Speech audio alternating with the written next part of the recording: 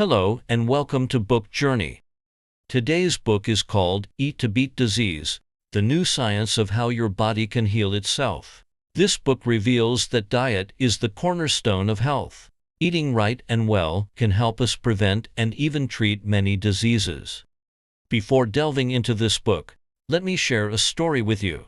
There was a doctor who, due to overwork, suddenly developed kidney disease in her 40s. Fortunately, it was not severe, but apart from adequate rest, there was no better treatment. Her attending physician reassured her, saying, "Don't worry, you likely won't have any serious issues for the next 10 years. Hearing this, the doctor became even more concerned. Would she have to rely on dialysis to sustain her life after a decade? She tried numerous treatments and took many medications, but her condition did not improve. On the contrary, her blood lipids, blood pressure, and other health indicators worsened. Moreover, the side effects of the medication were unbearable: itchy throat, incessant dry cough, muscle aches. She felt utterly hopeless. Later, with a desperate attempt, she attended a nutrition training course and experimented with dietary adjustments on herself. To her surprise, after 3 months, all her health indicators returned to normal, and she regained her health. The doctor in the story is Dr. Xiameng from the former Unding Hospital, an expert in integrating Western medicine and nutrition for treatment in China. I read about her experience in her popular medical science book, You Are What You Eat, and I was deeply moved. A top hospital doctor was helpless in the face of illness, yet was cured by dietary adjustments. This illustrates that the impact of diet on health is not just auxiliary. Often, it can be decisive. However, in the medical field, the influence of diet is greatly overlooked. In the United States, only 1/5 of medical schools offer nutrition courses.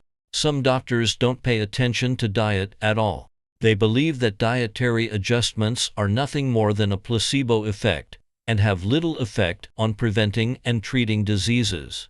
This is not the fault of individual doctors, but is due to insufficient research. Many theories and methods are based on experience, and doctors naturally dare not easily adopt them as treatment methods. The book we are discussing today clarifies the impact of diet on health from a more scientific perspective, and regards dietary adjustments as an important means of preventing and treating diseases. Its author, William W. Li, is a world-renowned internist and a biochemist. He researches food using drug development methods, combining precision medicine with nutrition, and explains how nutrients in everyday diet affect our health at the molecular level, helping to enhance the body's self-healing ability. Published in the United States in 2019, this book quickly became a national bestseller and received unanimous praise from experts and the media. Nobel laureates in medicine, former directors of the American Cancer Society, and media outlets such as the New York Times and Time magazine have all recommended this book. Eating right and well is definitely a technical task. Understanding the underlying principles gives us a more scientific basis to decide what and how to eat every day. In the first part of our interpretation, we will talk about the most important concept in this book, self-healing power. In the second part, we will discuss how diet affects the body's self-healing power and, consequently, our health. Finally, we will discuss how to eat for self-healing power and healthier eating. Part 1. The author believes that to understand the relationship between diet and health, and what self-healing power is, we must first consider what health truly means. You might think, upon hearing this, that health is simply the absence of disease. However, there are times when we feel uncomfortable or not at our best, even without being sick, leading us to describe ourselves as being in a suboptimal state of health. You see, not being sick is merely the minimum standard for health. So, to have higher standards for health, should we aim to maintain the best possible condition at all times? Unfortunately, this is not achievable. Our bodies are constantly interacting with the environment and changing. They can be harmed by external factors at any time, such as bacterial infections, or they can make mistakes, like developing tumors. However, not all harm and errors will lead to disease, because our bodies naturally have a self-protection system, originally self-defense system, that can resist harm and repair mistakes. This is what the book title refers to as self-healing power. In this light, health should not be defined by a low standard, merely the absence of disease, nor by an excessively high standard, always maintaining an optimal state. True health is when the body's self-protection system operates well, possesses self-healing power, and can solve and repair any issues on its own. So, how does this self-protection system work? When it comes to the body's protection, the first things that come to mind are the immune system and the gut microbiome. After reading this book, I realized that the self-protection system is much more complex than I imagined. In addition to the two mentioned earlier, 3 other mechanisms are also involved, which are angiogenesis, stem cell regeneration, and DNA protection.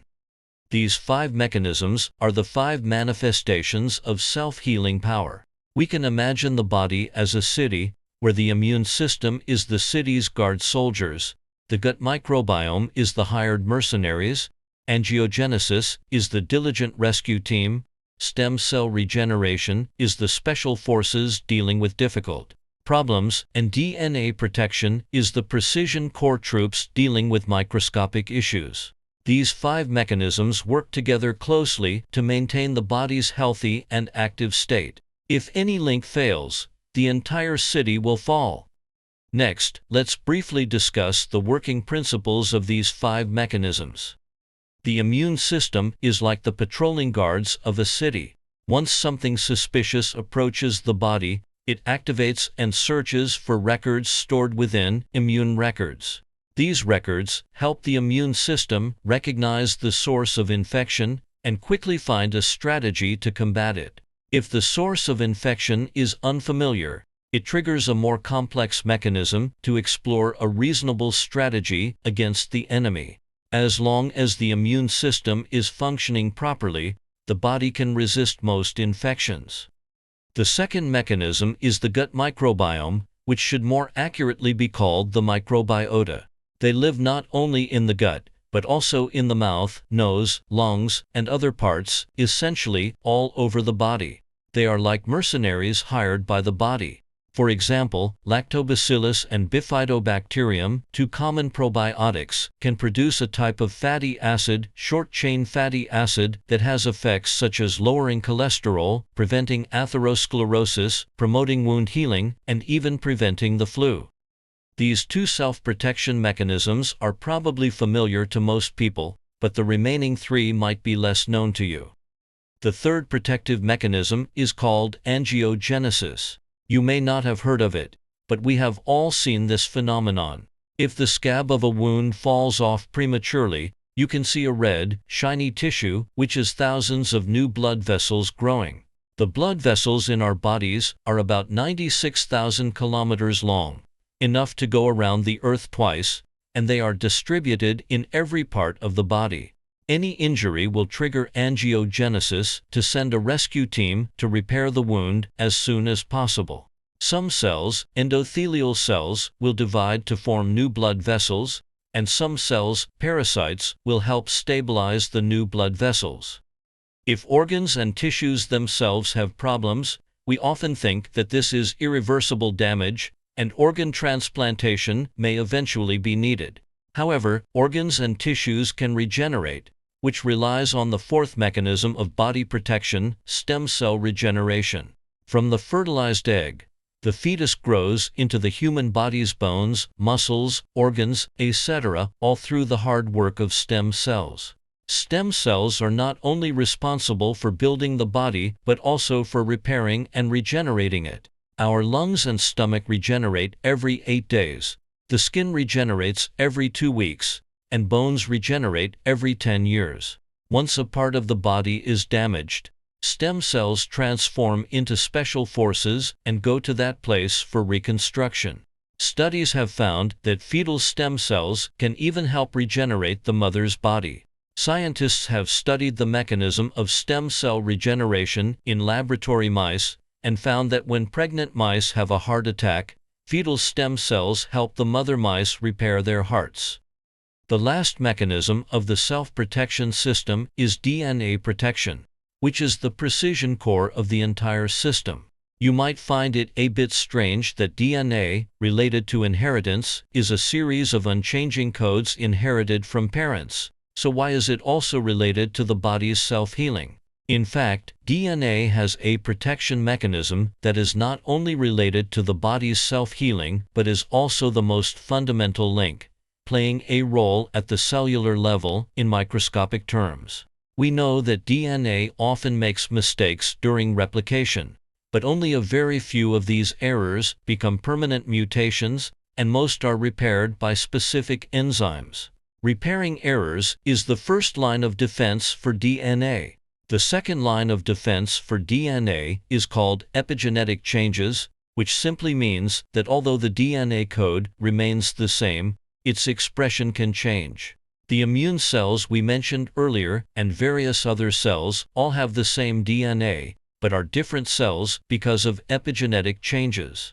Various environmental signals can affect epigenetic changes, with good signals leading to good outcomes and bad signals leading to bad outcomes. For example, staying up late for one night can interfere with more than 200 genes, preventing them from producing proteins. The last line of defense for DNA is telomeres.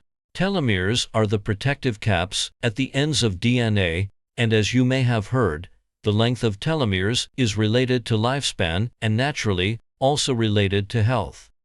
These 5 mechanisms are at the forefront of medical research. There are more detailed explanations of them in many courses on the platform, and I have compiled these materials into a list, The Science of Eating Smart and Delicious, which is included in the manuscript. If you are interested, you can use it for further study. Our bodies naturally have a complex self-protection system with powerful self-healing abilities, capable of handling most risks without external assistance. This principle is somewhat similar to what the ancient Chinese said, when the body's vital energy is strong, no evil can invade. Many diseases are not caused by the strength of the evil energy that harms the body, but by the weakness of the vital energy that protects it.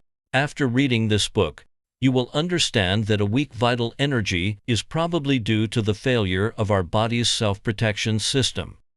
Part 2. Why does the self-protection system fail? There are many reasons. Severe ones, like permanent damage caused by nuclear radiation. Mild ones, such as lack of sleep, insufficient exercise, and so on.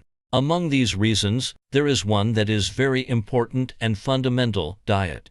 The various molecules in food can both activate and destroy the self-protection system. Therefore, diet has a decisive effect on physical health. If you care about physical health, you must have read many books on food nutrition. The general logic of these books is to correspond food with diseases, telling us what to eat may cause illness or may prevent illness. The books also provide experimental data to substantiate these views, such as the fact that Japanese people eat more soybeans, and the cancer incidence rate there is also lower.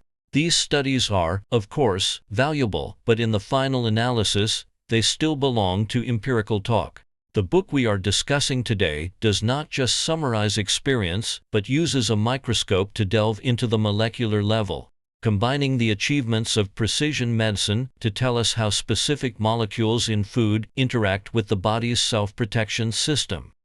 Dr. Li's professional field is angiogenesis. He was the first to apply the research results of angiogenesis to medicine, promoting more than 30 new treatment plans, including cancer treatment. Let's take angiogenesis as an example to talk about how diet affects the body's self-healing power at the microscopic molecular level.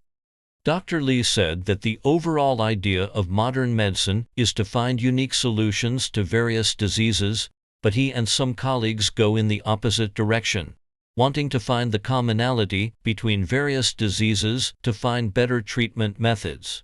In recent years, they have found that diseases such as cancer, Alzheimer's disease, blindness, arthritis, coronary heart disease, etc., have a commonality, which is that angiogenesis is not functioning properly. Both excessive angiogenesis and insufficient angiogenesis can lead to illness. Angiogenesis may be the key to unlocking the mystery of diseases and finding better treatment methods. We know that the cause of coronary heart disease is the blockage of the coronary artery by plaques rich in cholesterol. However, what is terrifying is not the plaque itself, but that the plaque can grow larger and thicker and even rupture. The rupture of a plaque is like the collapse of a tunnel, blocking the blood vessel. The interruption of blood flow can lead to heart disease. In fact, not all plaques will grow larger, and plaques are also a type of tissue in the body. They grow larger by relying on angiogenesis. If the body's self-protection mechanism is normal, it can identify that the plaque is an abnormal tissue and inhibit its growth. The principle of cancer is the same. Tumors are similar to plaques in blood vessels, both being abnormal tissues in the body. The growth of tumors also relies on angiogenesis. Under normal circumstances, the body can identify tumors and inhibit their growth. Once the body cannot provide substances that inhibit angiogenesis, tumors may deteriorate and develop into cancer. Inhibiting angiogenesis requires some specific substances. In this way, as long as we supplement substances that inhibit angiogenesis, can we prevent and even treat coronary heart disease and cancer? Indeed, this principle has been applied in medicine. For cancer treatment, targeted drugs that inhibit angiogenesis can be used to prevent tumors from growing. Over the past decade, more than 10 similar new drugs have been launched. The good news is that the foods we often eat contain substances that inhibit angiogenesis. For example, soybeans contain a substance called daidzein, which can inhibit excessive angiogenesis. Therefore, eating soybeans is helpful in preventing and treating coronary heart disease and cancer.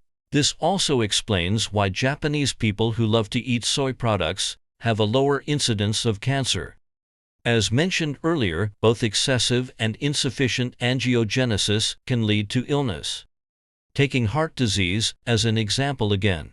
To prevent plaques from blocking blood vessels, the heart itself has a strategy to deal with it, which is to make more backups and strive to grow new blood vessels to avoid the risk of blood flow interruption. This is like opening a new road next to a congested area to divert traffic. Growing more blood vessels also relies on angiogenesis. If there is not enough substance in the body to stimulate angiogenesis, the heart will suffer from ischemia, leading to myocardial weakness or heart failure.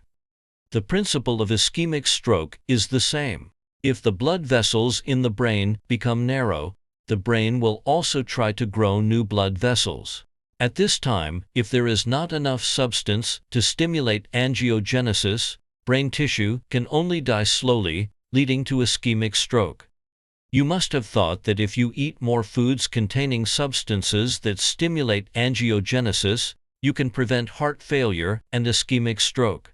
Scientists have found that many foods contain substances that promote angiogenesis, such as barley. The bioactive substance in barley is beta-D-glucose, which can activate angiogenesis. Scientists fed 2 groups of mice with different pasta. One type of pasta is rich in beta-D-glucose, and the other does not. As a result, the group of mice that ate pasta containing beta-D-glucose had more than double the survival rate after a heart attack. Hearing this, you might have a doubt. Sometimes our bodies need to inhibit angiogenesis, and sometimes they need to stimulate angiogenesis. If we eat too much of one of them, will it have the opposite effect? Dr. Lee said that this worry is completely unnecessary. The body has a precise regulatory system. Eating foods that inhibit angiogenesis will not affect normal angiogenesis. Similarly, eating foods that stimulate angiogenesis will not increase the risk of excessive angiogenesis. Diet only helps to balance the body's functions. Not only angiogenesis, but all mechanisms of the self-protection system require nutrients provided by food to work, and may also be damaged by substances in food. Let's take another example. Many nutrition books will say that there is a distinction between good and bad fats, with unsaturated fatty acids being good fats and saturated fatty acids being bad fats. Why is it that the same type of fat is either good or bad? An important reason is their different effects on the mechanism of stem cell regeneration. Fish oil is a common health product because it is rich in an unsaturated fatty acid omega-3 unsaturated fatty acid. Its benefit is that it can increase the production of a type of stem cell, endothelial progenitor cells, in blood vessels. Saturated fatty acids, on the other hand, will destroy this type of stem cell, endothelial progenitor cells. Scientists have found that laboratory mice that ate more saturated fatty acids had a 41% lower level of this type of stem cell, endothelial progenitor cells, than the normal diet group. The second chapter of this book also mentions many foods that are beneficial to the body's protective mechanisms and explains in detail the microscopic effects of each food on each protective mechanism. We cannot elaborate on them here. At the end of this section, I would like to share with you something that is beneficial to all 5 protective mechanisms, which is tea. The substances such as polyphenols contained in tea are not only antioxidative and anti-angiogenic, but also help the immune system increase the number of regulatory T cells, help the gut form a more favorable microbiome, and increase beneficial bifidobacterium. Not only that, but tea is also helpful to the DNA protection mechanism. Studies have shown that drinking tea can also amplify the tumor suppressor genes. For tea lovers, this is definitely good news. In fact, in ancient China, tea was not a drink at first, but a medicine. In the Fujian area, where tea production is very large, there is still a saying about the medicinal value of tea: 1 year of tea, 3 years of medicine. The ancient nomadic peoples also imported a large amount of tea because drinking tea has many benefits for the body. The impact of food on the body occurs at the microscopic level. The ancients could not see it and could only summarize experience, and there was no way to explain the deeper reasons. In this regard, today's scientific research can be said to provide a new interpretation for these ancient life experiences. Part 3. Now that we have understood the principle of how diet affects health, I think you must be more concerned about how we should eat to be healthier. The old saying goes, diseases come from the mouth. We all understand the principle that paying attention to diet is beneficial to health. However, even if we understand the principle, it is still unclear what to eat better and more reasonably for the 3 meals a day. Moreover, many dietary suggestions are contradictory. One moment an expert says that eating broccoli can prevent cancer. After a while, someone else comes out to refute it, saying that broccoli cannot prevent cancer at all. What should ideal dietary advice be like? First, its goal should be long-term health, not other short-term purposes, so it should not be like a short-term training, but a habit that can last a lifetime. Second, it should have good adaptability. Our lives will change with time and environment. If it only stipulates eating certain specific foods, the plan will be difficult to implement. Third, it should be customizable to allow us to choose food according to our preferences. Considering these criteria, the author does not immediately give us a specific recipe in this book, but first gives us a tool to customize our own diet plan, called the 5x5x5 plan, short for the 555 plan. Next, let's use it to simulate the process of formulating a diet plan. It can be divided into 2 steps. The first step is to limit, and the second step is to combine. Limitation is to define the scope of healthy foods. The author lists a list of more than 200 healthy foods in the book. We can select the foods we like to eat from here. For example, in fruits, you can choose apples, grapes, and peaches. In vegetables, choose celery, tomatoes, spinach, and asparagus. In beans and mushrooms, choose soybeans, peas, shiitake mushrooms, and oyster mushrooms. In seafood, choose cod, tuna, and salmon. For beverages, beer, red wine, and various types of tea are all available. In this way, I have obtained a personalized list of preferred foods. The next step is the second step of combination, which is to combine the 3 meals needed from my preferred food list. You can first select 5 foods that you want to eat today, which is the first 5 of the 5x5x5 plan. Next, you need to compare with the table mentioned earlier to ensure that these 5 foods cover the 5 major mechanisms, and each food corresponds to at least one, which is the second 5 in the 5x5x5. Finally, it is necessary to determine when to eat. The author divides the time we eat every day into 5 times: breakfast, lunch, snacks, dinner, and dessert, which is the third 5. The author does not mean that we need to eat these 5 foods 5 times, but that we have 5 opportunities to eat them every day. For example, after finishing breakfast and lunch, if you find that you are still short of 2 types, you can drink a cup of tea in the afternoon and eat an apple, and you can eat more casually in the evening. The 5x5x5 plan may not have immediate effects, but it does not require you to make significant changes to your life and can also be compatible with other dietary plans. It is not a clear dietary plan, but a tool to help you optimize your own recipes. Eating is a lifestyle. Some people are casual and pursue freedom, while others are strict and pursue utility. Of course, each has its own advantages, and like the 5x5x5 plan, it is to pursue long-term and balance under a certain framework. The benefits of doing this are a bit like the compound interest brought by fixed investment. Ordinary people investing in finance cannot study the trends of stocks, bonds, foreign exchange, gold, futures, etc., like professional fund managers every day. The simplest and most feasible method is to establish a certain certainty and then repeat it continuously. For example, choose a product with certain returns and low risk, and persist in fixed investment for a long time. In this way, the benefits will roll like a snowball, getting bigger and bigger. The 5x5x5 plan is to select some foods that are beneficial to the body for long-term fixed investment. Just as the stock god Buffett said, life is like rolling a snowball. The important thing is to find very wet snow and a very long slope. Conclusion. I have finished talking about this book, Eat to Beat Disease. The ancients said, treat the undiseased, not the diseased. If you take medicine after getting sick, it is like digging a well when you are thirsty, which is too late. Treating the undiseased means making changes early before the problem becomes irreparable. An article in the 2006 issue of the German Vitality magazine said, as long as you pay attention to improving your lifestyle, 60% to 70% of diseases can heal themselves. This also coincides with Dr. Lee's statement.